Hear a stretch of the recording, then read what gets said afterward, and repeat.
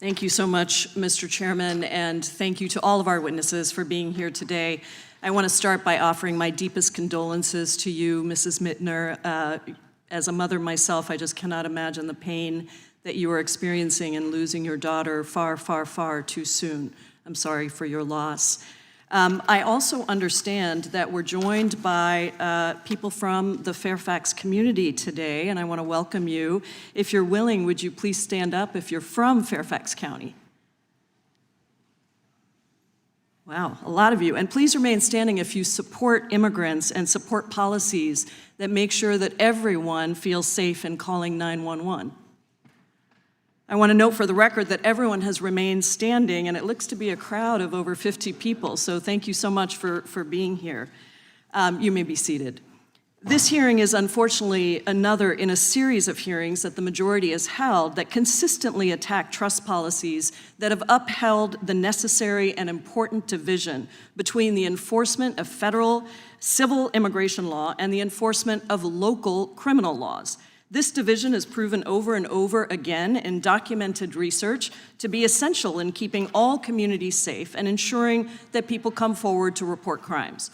Immigration enforcement is a federal responsibility, and last year, Republicans gave the Department of Homeland Security over $170 billion in their big bad betrayal bill to meet the arbitrary immigrant arrest quotas of Stephen Miller and to carry out Donald Trump's cruel mass deportation agenda.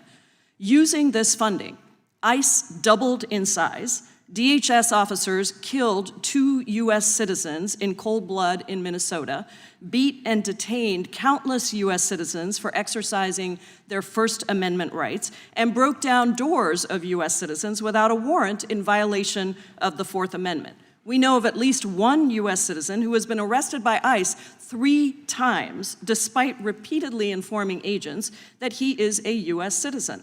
Another 18-year-old U.S. citizen with terminal cancer spent the last weeks of his life begging ICE to release his parents so that he could see them before he died. They reunited 1 day before he died. And that is just what they've done to Americans. ICE is also subjecting hundreds of parents and children to months in immigration prisons, conducted senseless deportations of military veterans, separated families, massively increased immigration detention, resulting in a record 48 deaths in ICE detention just since President Trump took office. A recent Politico analysis revealed that judges have ruled in at least 10,000 cases that the detention was illegal, with no due process, no opportunity for detainees to plead their cases. 10,000 people, including a nursing mother who was separated from her 1-year-old child despite active legal refugee status, and a 5-year-old boy detained by ICE on his way home from school. More than 425 judges have heard cases and reached the same conclusions about the illegality of Donald Trump's mass detention policies, including, by the way, a majority of Trump-appointed judges. 3 circuit courts have also now ruled the policy illegal. The impact of these illegal policies is not just being felt by immigrants, it's ripping apart entire communities across the country, creating fear and terror, and also negatively impacting opportunities for all Americans. A new study by the National Bureau of Economic Research just concluded that Trump's immigration raids are now even weighing on the labor market, leading to fewer jobs for US-born men without a college degree. Despite all of this, Republicans have refused to stop these illegal, unconstitutional, and cruel policies. They have refused to address the fact that while their anti-immigrant strategies may have worked before, they don't work anymore. Today, more than 60% of Americans disapprove of Trump's immigration policies.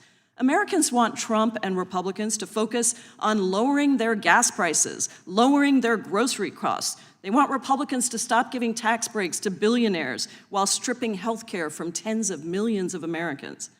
But Donald Trump said it himself just a few days ago. In his own words, Trump said, quote, "I don't think about the financial situation of Americans." Really? That is exactly why Republicans are now planning to give ICE and Border Patrol an additional $70 billion with no oversight or accountability, and yet having a hearing this morning to complain that Fairfax County will not do ICE's job for them. Give me a break. DHS has plenty of money to hire all the new immigration enforcement agents they want. They don't need to commandeer the local police officers who are hard at work maintaining Fairfax's status as the safest county of its size in the United States. In one of the great ironies, here we are in the Immigration Subcommittee having a hearing about the prosecutorial decisions of a county attorney and the jail policies of a county sheriff. Whatever happened to the Republican Party that believed in local government?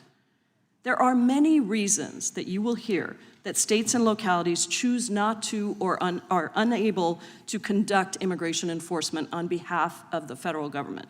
Numerous court orders have declared immigration detainers unlawful violations of the Fourth Amendment, and state and local officials don't want to spend huge amounts of money on court cases. State constitutions often contain prohibitions, and local police departments want to prioritize their already scarce resources to encourage the trust of people to come forward and report crimes without worrying about their own immigration status. The Major Cities Chiefs Association has repeatedly reaffirmed that cooperation with the immigrant community is essential to solve crime and prevent further criminal activity within the entire community, including ensuring protections for victims of domestic violence and sexual assault.